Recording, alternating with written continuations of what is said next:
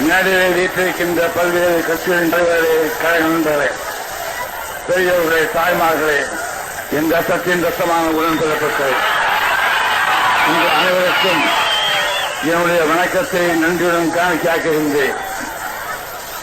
நடைபெற இருக்கின்ற தேர்தலில் வெளிய காலையிலேயே வாக்குச்சாவடிக்கு சென்று இரட்டை இலை சின்னத்தில் முத்திரையளிக்க வேண்டும் என்று கேட்டுக்கொள்ளத்தான் நான் இந்த பயணத்தை மேற்கொண்டு உங்களை சந்திக்கின்ற வாய்ப்பையும் பெற்றிருக்கின்றேன். மீண்டும் மீண்டும் உங்களை சந்தித்து பேசுவதற்கு இப்படி வாய்ப்பு கிடைப்பது உண்மையிலேயே மகிழ்ச்சிக்குரியதாகும். சட்டமன்ற தேர்தல் இன்னும் 2 ஆண்டு காலம் கழித்து வர வேண்டிய தேர்தல் என்றாலும் இந்திரா காந்தி அம்மையாருக்கு நீங்கள் செய்த உதவியின் விளைவாக அவர்கள் பிரதமரான காரணத்தால் உங்களுக்கு இந்த வேலையை மீண்டும் தந்திருக்கின்றார்கள். குற்றம் செய்தவர்களை தண்டிப்பது இயற்கை, குற்றம் செய்யாதவர்களை தண்டிப்பது ஏன் என்பதை நீதிமன்றத்திலே கூட கேட்பதற்கு முடியாத அளவில் இந்த இடம் நாடு இருக்கிறது என்பதை நான் உங்களுக்கு சொல்ல வேண்டும். கருணாநிதி அவரை ஆட்சியிலிருந்து இறக்கும் போது பல குற்றச்சாட்டுகளை அன்று கவர்னராக இருந்த கே ஷா அவர்கள் கொடுத்ததன் மூலம் அதை வைத்துக் கொண்டுதான் அவரை கீழே இறக்கினார்கள்.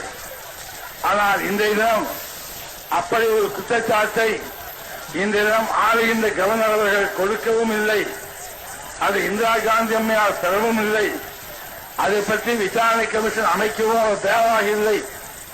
புகாரே இல்லாத போது விசாரணை கமிஷனுக்கு இடமில்லை என்பதை நான் இங்கே சொல்ல கடமைப்பட்டிருக்கின்றேன்.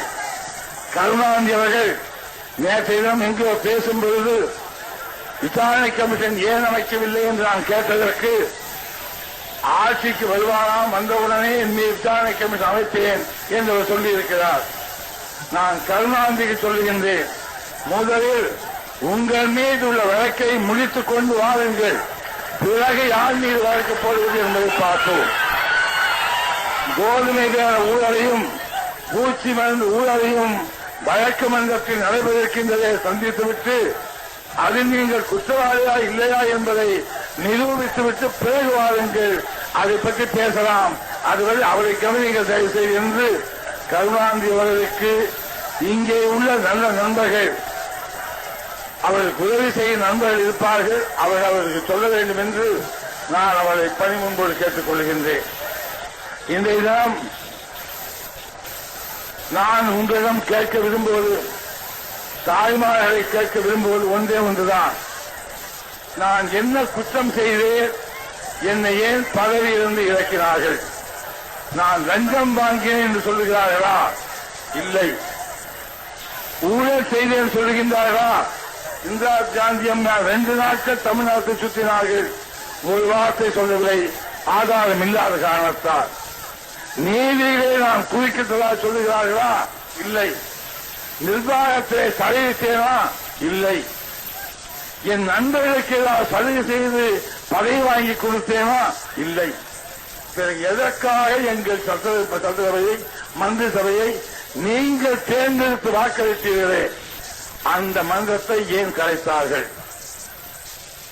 காரணம் இருந்து நான் குற்றவாளி என்று சந்தேகித்து விசாரணை கமிஷன் அமைக்க வேண்டிய என் மேல் குற்றம் இருந்து அவர்களுக்கு புகார் இருந்து ஆதாரம் இருந்து கலைத்திருந்தால் நான் நிச்சயமாக சொல்லுகிறேன், மீண்டும் மீண்டும் சொல்லிக் கொண்டு வருகிறேன், கவலைப்பட்டிருக்க மாட்டேன். சந்தேகம் தெளியட்டும், மற்ற நண்பர்கள் போட்டி போடட்டும் என்று மதுரையில் கூட போட்டி போடாமல் பேசாமல் ஒதுங்கி இருந்திருப்பேன். ஆனால் இன்றையும் அது அல்ல. அவர் என்ன சொல்லுகிறார்கள் தெரியுமா? என் மீது அன்பை காட்டுகின்ற தாய்மார்களே, பெரியவர்களே, நண்பர்களே, உங்கள் மீதுதான் குற்றம் சாட்டுகிறார்கள். நீங்கள் அவரை ஆதரித்து தேர்ந்தெடுத்தீர்களாம், எங்கள் வேட்பாளரை நாடாளுமன்றத்தில் தோற்கடித்தீர்களாம். தோற்கடித்தார்கள் இந்த தொகுதி சொல்லவில்லை, பொதுவாக தமிழகத்தில். ஆகவே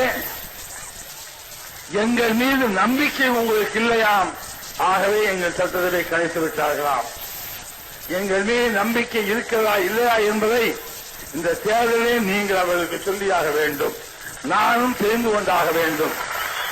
இந்த ராமச்சந்திரன் மீது என்ன குற்றத்தையும் எந்த குற்றத்தையும் காணாமல் இல்லாத நிலையில் இறக்கிய பிறகு நான் குற்றவாளி இல்லாத நிலையில் குற்ற தண்டனைக்கு ஆளாக்கப்பட்டிருக்கின்ற இந்த அவமானத்திலிருந்து எனக்கு உண்மை தெரிய வேண்டும் என்ற வகையில் சொல்லுகின்றேன். நான் நிரபராதியா இல்லையா என்பதை நிரூபிப்பதற்கு வாக்குகள் அளிப்பதில் நீங்கள் எடுக்கின்ற முடிவை பொறுத்துத்தான் அந்த தீர்ப்பு இருக்கிறது என்று நான் நம்புகின்றேன். அண்ணா அவர் திரும்ப திரும்ப சொல்லியிருக்கின்றார்கள், பிரச்சனைகள் வரும்போது மக்களை நான் சந்திப்பேன். ஏனெனில் மகேசன் தீர்ப்பு என்றால் மக்கள் தீர்ப்பு என்று பொருள் என்று அண்ணா சொல்லியிருக்கிறார்கள். அந்த உங்கள் தீர்ப்புக்கு விட்டுவிட்டு உங்கள் தீர்ப்பை நான் எதிர்பார்த்து இன்னும் 2 வாரம் காத்திருக்கின்றேன். ஜூன் மாதம் முதல் வாரத்தில் மீண்டும் இதே பவானிக்கு இந்த ஊருக்கு வருவேன். வந்து நான் பேசுவேன். நீங்கள் என்ன தீர்ப்பளித்திருக்கின்றீர்களோ அதற்கேற்ப நான் என் அரசியல் வாழ்க்கை மட்டுமல்ல, தமிழகத்தில் நான் எப்படி வாழ்வது என்பதை பற்றி பிறகுதான் முடிவெடுப்பேன் என்பதை சொல்லி உங்கள் தீர்ப்பை எதிர்பார்க்க என்று கூறி அண்ணா நாம வாழ்க என்று கூறி நான் நிரபராதி என்று நம்பினால் இரட்டை சின்னத்துக்கு வாக்களி என்று கூறி விடைபெறுகிறேன். நன்றி.